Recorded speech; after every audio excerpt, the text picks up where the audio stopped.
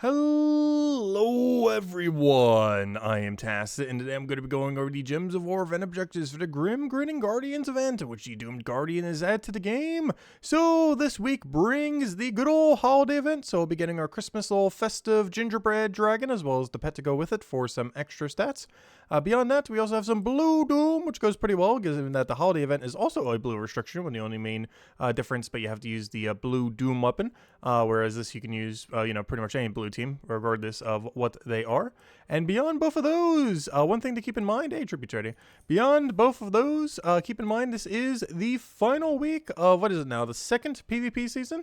So if there's any goals that you do want to end up reaching, as far as obtaining any of the rewards or anything like that, this is the final week, the final 7 days to end up doing so. You basically have until the end of Sunday, all the way until next week's Monday reset time to do whatever you may still want to end up completing out as far as the reward system is concerned. So let's go and get into the teams, all which will be in the description below, and then we'll go around and get into everything else. So of course, as we mentioned, Blue Doom, you can actually use a pretty similar team for that of the current Christmas holiday event thing, but beyond that, you do have to use the new Blue Doomed weapon. It doesn't have to be upgraded, but you do have to have it on your team when doing the Tower of Doom, as this will give you twice as many points when doing the Doom. Keep in mind, this thing does give a bunch of armor, so it does have quite a bit of a benefit if you end up using it with things that boost or have a boost ratio with armor. These include things like Rowan, Tesla, and stuff like that. For the high level team, of course, we're just going with a pretty standard Stellaryx into Takshaka, though you can also use the Pharaohs and end up getting your explosions that way. Beyond that, of course, as we mentioned, doing a Rowan or Tesla synergy is going to be really good if you want something on the lower end. Rowan being the absolute lowest and Tesla being a good middle ground if you have her laying around. This will end up giving you a armor boost off the weapon. Then you go for the really high amount of true damage that scales off of all enemy armor as well as your own in order to get a very nice cast off of Tesla. And the Astral Spirit for a little bit of extra true damage poke and for some board control to get that mana accumulation. The gems that it removes are not given as mana, but anything that cascades from it does. So you can still use it for a bit of mana accumulation, and that's pretty much the game plan for the Tower of Doom. Should end up working out pretty well with the upscaling, and of course if you have any of the higher damage troops in the game that are under the blue category, definitely end up utilizing those. You can just go Takshaka only, you could do Takshaka into Tesla, you could do Takshaka into Stellaryx, or any similar thing to end up just destroying them very quickly. And of course, as far as Tower of Doom is concerned, you generally want to go up to floor 25th completion, as you will end up getting all of the blue scrolls up to the 26th floor, or the 25th one. 26 onwards, it stops giving the extra little blue scroll. So regardless if your guild has already finished all rewards, you still want to go at least to the 25th completion. Beyond that, we have ourselves a faction event for tomorrow for the Dark Court. This is a yellow-purple restriction, so you can end up utilizing anything within that category. For this, we're just using a Thrall into a damage rush team. In this case, we're using Void Dragon as our primary damage, but you could put anything that is yellow and purple in this slot, and it'll work perfectly well. Void Dragon being one of the middle ground ones, whereas some of the higher ones, of course, being that of Stellaryx, and the lower ends being anything that you have that could basically hit all enemies. Even something like Atlanta from the Divinian Fields would be perfectly fine, but anything that you can end up putting there that does a lot of damage to all enemies that fit under either yellow or purple will get the job done. As far as the higher level range, we're just going with a Hiking Iron Gut Zolgoth quick kill build. Of course, any insta kills tend to be pretty well at that higher range, and that's pretty much what we're doing here. Hiking Iron Gut under yellow, Zolgoth under purple, doing Leprechaun for the initial mana accumulation, and of course Wand of Stars to cover everything else. You could do Curse if you need to, if you want to go Devour with Hiking Iron Gut, or you could just keep spamming for the amount of mana accumulation off of its Bless and get all the mana that you need for the entire team.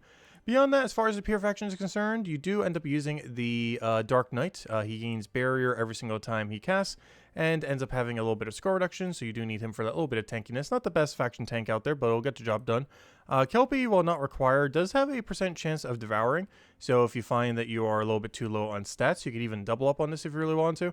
This is mostly just a backup plan, but it does have a little bit of extra mana drain, everything. Really heavy mana drain area, but it basically allows you to have a small chance of end up getting a Devour off. It's a very, very small chance, but if it does end up getting one off, you're pretty much in auto-win category for that entire battle.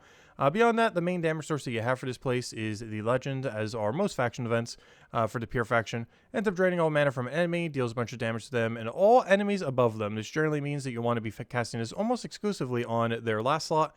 unless you really need to get a mana drain down. Otherwise, main reason for this is so that it ends up hitting the entire enemy team. On top of that, it also gets to steal 2 magic from the first enemy every single time you end up matching for an extra turn, and this of course stacks with multiples, so you will be getting them into each individual one every single time you end up doing that. So potentially worth stacking up, 2, 3, depending on how many you want to go for your team. Really depends if you want to go a little bit heavier on Kelpie or go heavier on her, but you're definitely going to want to have Deathknight as your tank, regardless of how you go about it, just so you have a little bit of extra tank abilities to survive with, particularly the barrier. As far as the Deathknight class event, this is a undead Golvania restriction. With that being said, you basically just spam anything with Mana Link here. For this case, we're just going blue into a Dawnbringer, though you could do that into any blue weapon. But of course, you could do that to any Mana Link in the entirety of the kingdom. It doesn't have to be blue. You could do like purple into black manacle, so on and so forth. Just whatever route you end up wanting to go down as far as your primary weapon, based on what you have. As far as the Underspire event, this is a Golvania restriction as well, as including Golvania weapon. For this first team, we're actually not even bothering to use hero here. We're using Corpse Mirror as our tank, as it does have life steal. It's not just true damage, but actually gets to steal the amount of life while having a little bit of mana link. Despite being a rare bounty hunter troop, it is still really good outside that context. Dracula's also decently tanky while gaining a lot of life. Similarly, it has steal and a decent amount of tankiness. Grey King is your main damage source, and you may even want to double, triple up on it, though do keep in mind having a variety does give you a little bit extra magic. Not a lot, but, adds up. A lot of extra stats in general, too, if you end up needing them for survivability. But, yeah, Grey King, overall, probably the best damage source that you really have in this place. Having 2 or 3 of them can be very beneficial if you have them laying around, though, of course, I'm pretty sure most people only have 1 or 2, maybe even only 1, of course, potentially 0. But, it is basically your best damage in Golvania. He has a lot of board control, a lot of mana accumulation. Actually, it's destroy instead of remove, so he does actually get the mana for it. And he does damage, so all enemies of a specific color that you end up choosing, as well as mana draining them, silencing them, and freezing them. It is really good against teams that use a lot of the same color. It doesn't have to be a pure 4 times color team, but even just 2, 3 on the exact same team ends up getting a lot of benefit from that. And then we just have Ghost Queen for 50% mana start to all undead, which of course includes the entire team. So the entire team gets to 50% mana start. As far as the low rarity team, we're going a lot heavier into Corpse Mirror. One other thing you do is Grave Knight. Grave Knight eliminates all armor from an enemy. Even if they have 3, 4, 500, it'll still go and tear all that away and still poke them some. And then you can do that into Death Kneel, which will automatically hit the weakest enemy and have auto extra turn, so you can chip them down. And the Corpse Mirrors are just here for some chip damage, board control, and mana accumulation, so you can end up getting all your mana from your Corpse Mirrors while still poking them pretty hard. They're also pretty tanky, so in this rare circumstance that your hero does end up dying, because we're running elementals to keep it a little bit tankier, but if it does end up dying, we're going double Corpse Mirror, which will also be able to wall off for you, and between Grave Knight and Corpse Mirror should be good to go as far as overall damage. And then as far as the other event, this one is pretty samey to the Tower of Doom, because they are both a blue restriction. So with this case, we have ourselves pretty much the same teams again, just without needing to use the shield. In this case, we have a pretty standard Stellar Quick Kill team, just using Wand to get the mana accumulation up, though you can also just go straight Stellar X, as for the earlier fights in particular, you're not really going to have any chance of dying. Only at the later fights could just get a little bit more annoying. And of course, at the lower level range, we can end up going down the pure Tesla route. And similar to before, we can end up running a Rowaned boost ratio team if you really want to. Though do keep in mind, you will not have access to Urskia's shield, as this is a purely blue restriction. And that one shield that we do have from Tower of Doom does not scale particularly well to the super high end. Whereas Tesla, of course, does scale all the way. So regardless what their stats are, what your stats are, it will still keep scaling the entire time. So in this particular situation, a little bit better than Rowan, as it will be able to scale out through the entirety of the event, whereas Rowan is only going to be good towards the beginning to middle of this particular event. And that is all of the things. So let's go now into the other things. So what did we not already mention? The Holiday Feast. Let's start over here. So as far as the holiday event is concerned, we have ourselves, of course, a blue restriction, as we mentioned. So you can end up running anything under that. We have Rowan, we have Tesla, we have ourselves, of course, Tuck Shotgun and such into Stellarix. But whatever you want to end up running, just end up killing them out. Basically, how you end up doing this event is you go and spend 50 gems every single day, ideally, so that you can end up getting every single reward and then do your 6 daily battles. Keep in mind, this is a daily that if you don't maintain it every single day, you do end up losing progress on, unlike many other dailies in the game, or weeklies. This is one that you actually do have to maintain every single day, so do make sure to end up doing so, as you do end up losing out on some of your reward potential. The main rewards that you want to go and end up getting include the armor if you want. This is the same armor as last year, so and you'll likely to be able to get it the same way next year. So this is a little bit avoidable, so unless you really like the armor, otherwise you can kind of just avoid it, as you'll likely just be able to get it next year, as they have kind of just been rotating every single time. As far as the dragon, this is, of course, the new shiny thing. This will be available in the future, but as far as what it does, it deals damage to all enemies and gives a bunch of life to all allies, boosted by red and green gems, and then has a Holly Storm, which I assume is a red and green storm, given that it is boost ratioed by red and green. I don't have it at the moment because naturally, if you keep doing the 50 gems per day thing, you have it by, I believe, Wednesday, you end up having it. But of course, we don't have it at this exact moment in time, but that should probably be a red and green, given that its boost ratio is also red and green. Overall, is a red and green storm particularly good? Not really. I can't really think of a team off the top of my head where that's like absurdly absurd.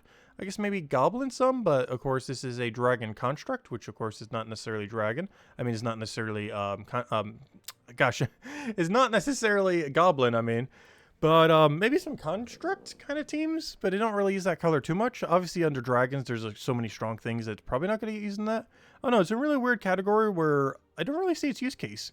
I guess there will be some construct teams, because I don't think it's going to be used in Dragon's Claw, and it's definitely not going to get used in Dragon with how strong dragons are. So, and I'm trying to think of like any other case where like a red-green storm in particular is just like super, super, super broken. But for the most part, it's going to be a pretty average troop. It's pretty similar to any other dragon that ends up getting an AoE, in that it's just a little bit worse than every other billion dragons that have full AoE with other various effects. It's just a really dense population of troops that are in that category, and very few really stand out. And this has a pretty cool storm going with it. But beyond that, unless you really, really need it for the storm or want to mess around with it, I don't really foresee this being particularly viable, unless you're just missing a lot of the high-end dragons. But even if you just open some of the celestial eggs, you probably already have enough dragons that this thing is nearly obsolete in most situations, other than maybe some rare construct circumstances. But beyond that, still will find its use case here and there. It's just mostly going to be used for its storm more so than anything. If you're using it, you're definitely using it for red-green storm. Beyond that, you can get the gingerbread. You do want to get this 6 times in order to get the golden version. It'll also give you enough to go and max it out. That'll be 700 total points to end up doing so. And this just gives +5 to all stats to your dragon. So ideally, you want to get this 6 times for 700 total. The dragon one's for 400. If you want to get it, if you don't already have it, the armor for, I believe, 500. And if you still have some spare and orb of power at the end for 800. And if you spend 50 gems a day, you would easily be able to get all 4 of those by the end of the event, assuming you do not miss a single day.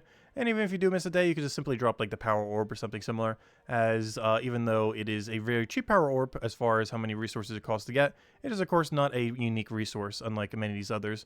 One other thing to consider skipping could also be the dragon. This will be available a couple months from now, so if you don't end up getting it now, you don't have to wait too long to end up getting it.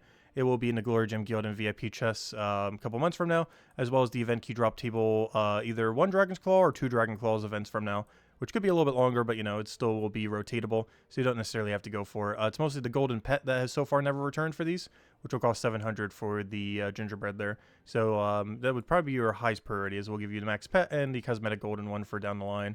Beyond that, weekly events. So, this Tuesday, we have ourselves the faction event for what we already mentioned. We have ourselves the Dark Court faction event. This Wednesday, we end up getting the pet rescue for, oddly enough, I had to double check this and like double backed on this. This is the 2019 Halloween pet for some reason in December. It really threw me off, but I was checking it earlier. Let me go check it again.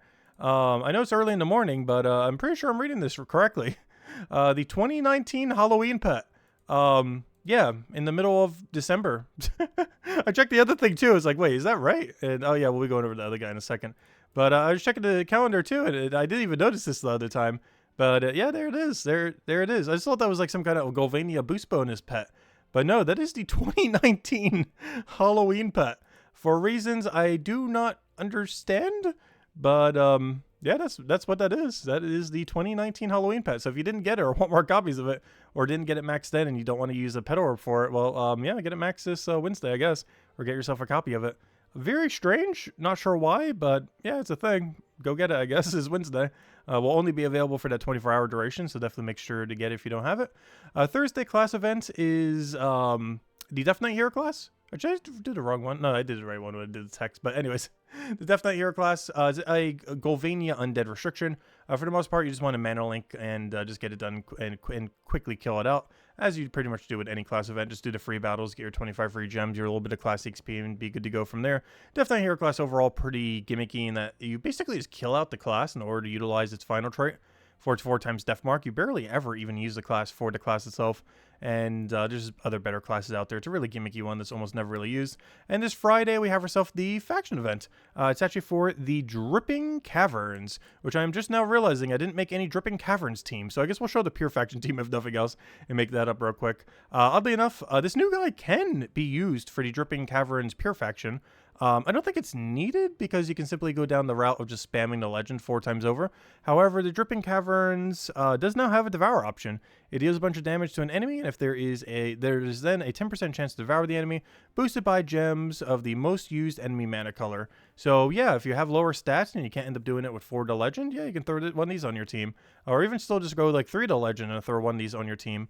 But otherwise, the pure faction team is pretty straightforward. If we're talking about Dripping Caverns, if we go and add one real quick to the end of the list, like we go over here and we click this and we go to, like, let's say, I don't know, Dripping Caverns, wherever that is, Dripping Caverns, somewhere's under D, Dripping Caverns. If we go over here, hypothetically, and then build our team, we get a nice diverse team of, you know, a billion of the legends. And he's giving him like some blue, purple, and be good to go. Let's see, I don't want to minus the other colors, like blue, purple.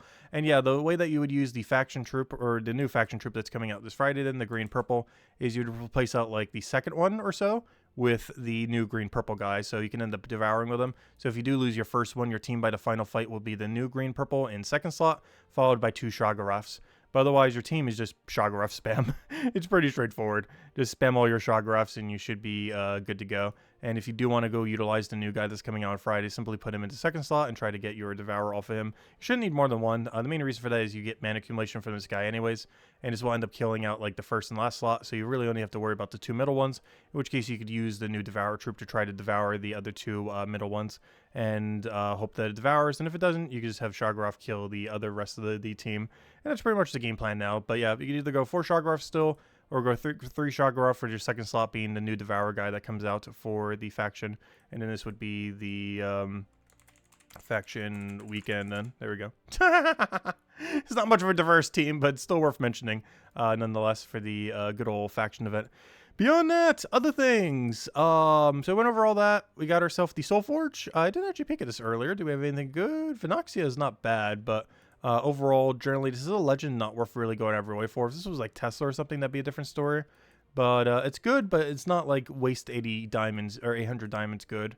We got Emeraldin on the PC version. So if you end up needing that for your Diamantina, it is around. Overall, I'm not seeing anything particularly over the top. Looking like most of the average stuff. This you're just looking for something for completionist sake. Does seem like we got some pretty average drops overall. As far as weapons are concerned, it is Golvania, so I must go and double check that none of these are Golvania. I know the second I don't check these is going to be like, yep, it's a week. It's the week one of them came out, but no, none of them are associated to Golvania.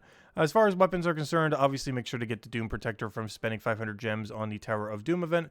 Beyond that, I guess probably Doom Scythe. If you're going to pick any one weapon up, I don't think I showed any teams with it, though I was considering it.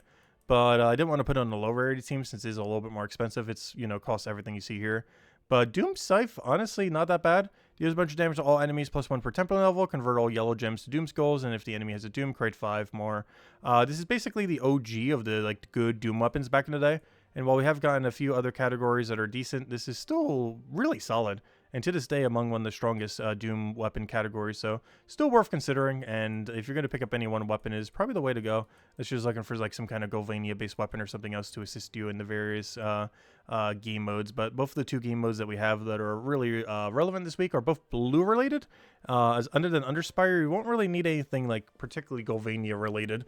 As Underspire is the only one that's really like that this week, and Underspire is kind of annoying to do if you don't have some of the better mythics like double Grey King or something similar, at least Grey King with Draculus. Beyond that, I mentioned it earlier, though I do want to reiterate, this is the final week to go complete out PvP Season 2, so if you haven't already done so, that's not the right page. If you haven't already done so, this is the final week to go and collect your rewards. Ends on Sunday, or end of Sunday at Monday reset time, so do make sure to go do that. And beyond that, we mentioned Tower of Doom already, but of course, Tower of Doom, you do get 2 times points for using a shield. You do want to go and get that for 500 gems right over here. It will be on tier 4 for 500 total. It is a little bit pricey compared to some other guild-related events. However, there are some extra benefits for it. Up to floor 25, you do end up getting an extra scroll every single battle. And of course, all the rewards that you get from helping out your guild, as you will end up getting quite a handful, as you normally do for any other similar weekly event. And yeah, you get a bunch of those scrolls that end up upgrading all the Doom weapons. And of course, you can throw them onto any Doom weapon. You don't actually have to upgrade the shield at all. A level 0 shield will still give you 2 times points. So if you don't want to upgrade the shield because you don't feel like you're going to use it with Rowan or Tesla, you can end up saving all your blue scrolls and put it onto a different blue weapon, like the blue AoE one, or any blue weapon that you want, like a blue hammer. Any of the other ones that seem more worthwhile. If you don't want to end up putting it on the blue shield, you don't have to put it on the blue shield at all. A level 0 shield will still give you the maximum amount of benefit for the event. Not as far as the amount of buff that it does, but as far as the amount of score that you end up earning. It does not go any higher score by boosting it, so you can keep it at level 0 if you wish to put it onto other things. Beyond all that, what are we still missing? Event key drop table. So, as far as the event key drop table, I would say it is decently skippable. There are a few okay options here, but they're probably not worth going too far out of your way for. If you are using event keys for something small, I would say maybe get Ghost Queen. It's a 50% mana start to all undead, so if you don't have this laying around, this is pretty useful for quite a few things this week. I didn't show it on that many teams. I think I only showed it on like 1 or 2, but you can use this on absolutely any undead team in the entire game, and it will help them out a lot as it gives 50% mana start, and it is a little bit relevant this week, particularly for Underspire. If you plan on doing Underspire this week, I would say it's almost a must-have for Underspire, though the low rarity team, of course, didn't end up utilizing it, but is highly advised if you're going to be going super deep in Underspire, like fully completing it, that you end up going and having at least this on your team, so you can get all the undeads to the 50% mana start. Beyond that, as far as everything that is and is not in the drop table, include all the things that are not in the drop table are the 4 faction troops, all from the Dark Court, the Undead Sentinel, which is only from doing Underspire, and I believe that's it, actually. Is that it? Well, there was at least one other one. But yeah, it was just the Spire thing, and of course the faction troops as per usual. But yeah, that's a pretty small list, actually. Everything else you see here is in drop table, however, most of that is not that useful. Other things that are maybe worth mentioning as far as utility, Umbral has Perpetual Purple Storm, but its ability is so lackluster that it's almost never really used for that. Crimson Bat is like a low rarity full true damage, though it is way weaker than Tesla, which is the exact same coloration, so it's very rarely used unless you just don't have a Tesla. However, that could still be relevant for any blue restrictions this week, as there, of course, there are a ton of them, so if you need like a super budget Tesla, it doesn't scale as well as her, but hey, true damage is true damage, but it doesn't have the upscaling, so it will eventually fall off at the super high level range. As far as things that are really useful, unfortunately, due to how many mythics are here, you only really have a 1 in 4 chance to end up getting it. But I would definitely say the Grey King is by far the most useful mythic here. However, to such a degree where it's probably just worth event key for in the future rather than, sorry, not event key. I mean using diamonds for it in the future rather than using event keys, as your chance you'll specifically pull this 1 in 4 is probably not worth it. But he does destroy all gems of a chosen color, which means you get the mana accumulation for it and the board control for it. All enemies of that color then ends up getting hit by a decent amount of true damage, but more importantly, they are mana drained, silenced, and frozen. This basically could disable out an entire team. This is particularly good in full color game modes like PvP or any kind of game mode where you're up against something that has 3, 4 the exact same color. As any situation like that, it will get a ton more value. It's still perfectly fine if the best you can get is a double-double, but you ideally want like a perfect double-double. Like let's say they have a coloration where like 2 of them share brown, but then another 2 of them share yellow. In that kind of situation, that's going to be ideal. But ideally, you want them to at least have a double-double where you can cast twice and basically silence the entire enemy team, as well as mana drain them and everything. He does benefit the most whenever he can go and deny blue, purple, and brown as well, as he does get all the mana accumulation back to himself. However, he doesn't exclusively have to be used on those colors. You can use them on any of the 6, and other things on your team will gain the amount of mana accumulation for it. It just works a little bit better when you do it on one of these 3, as it does feed directly back into him, assuming he's not blocked by another troop forward on your team. But overall, I would say due to the fact that there's 4 mythics here, it is generally better to diamond for him in Soulforge than it is to event key. But if you want to test your luck, he's like a 1 in 4,000 event keys this week, so he's there, but he's barely there. And given the overall drop table of this place, I would just stop at your 50% Ghost Queen. That's all you really need. If you don't have this, get it. Otherwise, unless you're going for like Kingdom Stars or something to go get like 30-star Golvania or something similar. I wouldn't really bother beyond that. Anyways, I believe that is everything except for the troop. So, of course, we have ourselves a new troop, as we normally do. And if I can get over to the troop, actually, I'm going to do it this way. Let me go to shop. We'll do it the other way. We'll get there the other way. So, as far as the new troop, really great for stocking up on blue-purple arcanes at only 200 glory each if you do want to go get them for any upgrade as far as trading troops. As far as the troop itself, for 14 mana cost, it does the following. It gains an armor boost, or gains a bunch of armor, boosted by demonic portal gems. This is a okay boost ratio, but it's all it is armor, so you're not really getting that much out of it. It then creates 2 demonic portal gems and converts all yellow to blue spirit gems. Overall, pretty pointless, doesn't have any damage pressure, doesn't gain enough durability in any way to really be substantial. These spirit gems are blue, so you are feeding mana accumulation. However, he does not have immune to mana drain. So even though these are mana drain blue gems, if you end up, well, obviously you generally won't miss with this because you'll know what your alignment is, but still, you could potentially leave a couple of them on the board, and if even one of them is still left on the board and the enemy takes it, you're going to immediately get mana drained back. So overall, I don't really see much of a use case for this in any situation. It is trying to be tanky, but isn't tanky enough. It's trying to be like anti-mana, but also just backfires because it itself doesn't have immunity. And of course, demonic portal gems are just really bad overall. There's some niche situations where if there's one already on the board, you can get a little bit of value from it.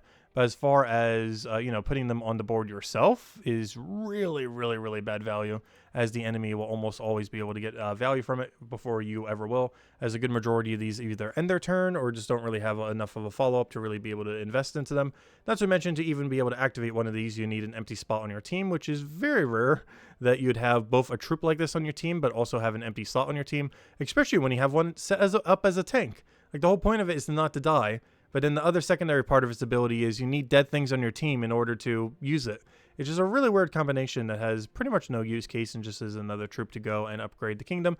But still, another upgrade fodder for nonetheless.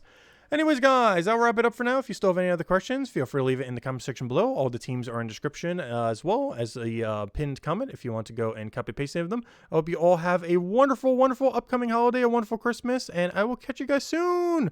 Goodbye, everyone, and thanks for watching.